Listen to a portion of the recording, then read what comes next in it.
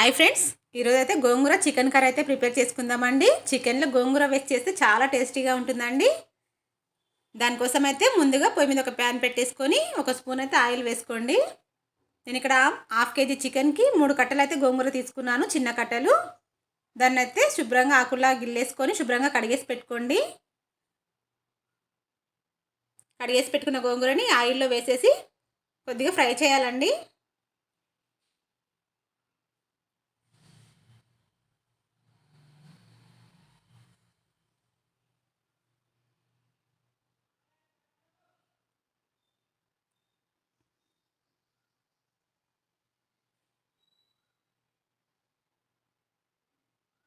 ఇంకొంచెం ఫ్రై అవ్వాలి.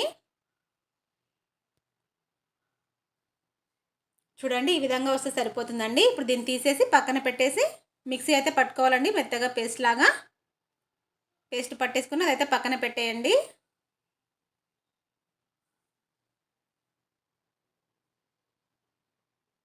అదే ప్యాన్లో మళ్ళీ ఒక 2 స్పూన్లు అయితే ఆయిల్ వేసుకోవాలి.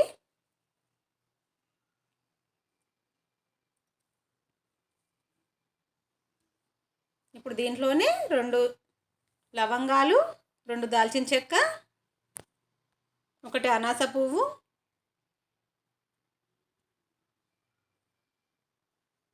ఇవి కొద్దిగా ఫ్రై అయ్యాక ఒక ఆనియన్ అయితే కట్ చేసుకోవాలండి, పెద్ద సైజుది.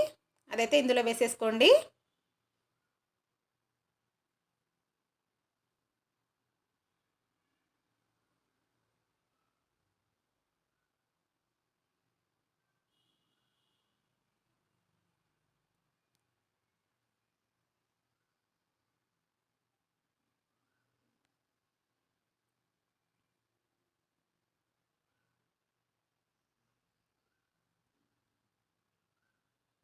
ఇప్పుడు ఉల్లిపాయ అయితే మూత పెట్టేసి కాస్త పచ్చివాసన పోయే వరకు అయితే వేయించుకోవాలి. చూడండి, వేగిపోయింది కదా ఉల్లిపాయ. ఇప్పుడు దీంట్లో అయితే ఒక స్పూన్ అల్లం వెల్లుల్లి పేస్ట్ వేసుకోండి.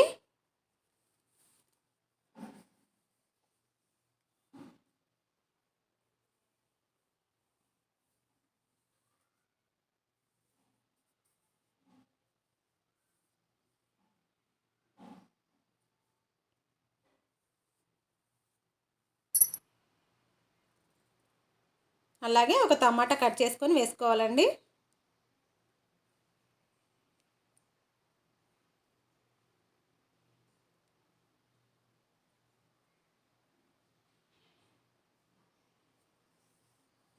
ఒక స్పూన్ పసుపు కూడా వేయండి.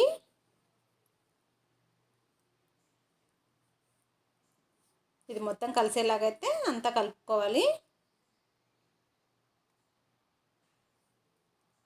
మూత పెట్టేసి 1 నిమిషం అయితే ఉండనివ్వండి. టమాటాలు అవన్నీ మగ్గిపోతాయి. చూడండి, మగ్గాయి కదా.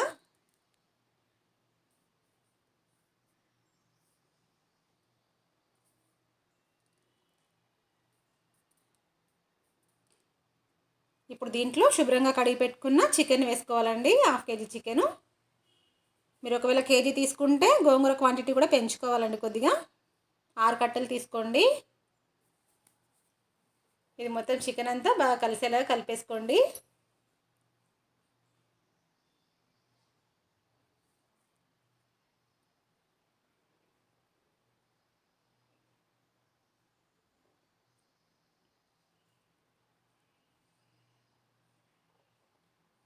ఇప్పుడు దీంట్లో సరిపోయినంత సాల్ట్ వేసుకోవాలి.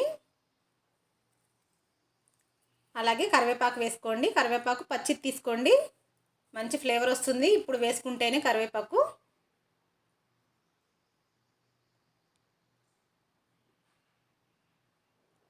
ఇది మొత్తం ఒకసారి కలిపేసి మూత పెట్టేసి ఒక 10 నిమిషాలు అయితే చిన్న మంట పైన ఉడకనివ్వాలండి దీన్ని. చూడండి, ఇలా నీళ్ళు మొత్తం బయటకు వస్తాయి, చికెన్లోని నీళ్ళు మొత్తము. మనం ఇంకా వాటర్ ఏమీ వేయాల్సిన అవసరం లేదండి, అదే సరిపోతుంది. ఇక్కడ పేస్ట్ చేసి పెట్టుకున్నాం కదా గోంగూర, అది వేసేసుకోవాలి ఇప్పుడు.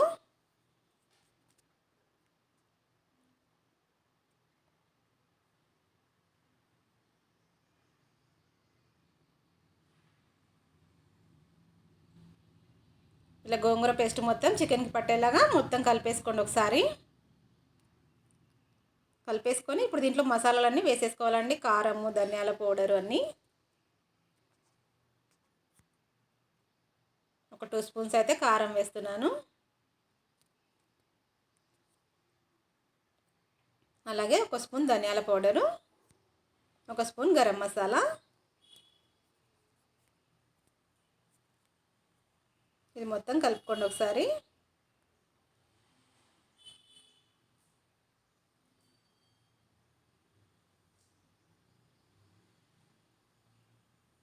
మళ్ళీ ఒక 2 నిమిషాలు అయితే మూత పెట్టేసి దీన్ని మగ్గనివ్వాలండి. చికెను కారం అదంతా పట్టుకుంటుంది చికెన్కి.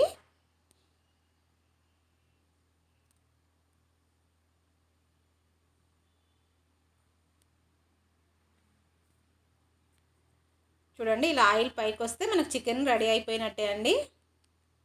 ఇప్పుడైతే దీంట్లో కొత్తిమీర, పుదీనా వేసేసుకోవాలి.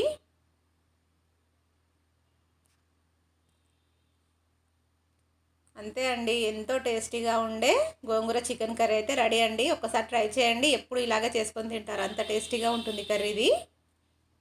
నచ్చితే కనుక లైక్ చేసి సబ్స్క్రైబ్ అయితే చేసుకోండి.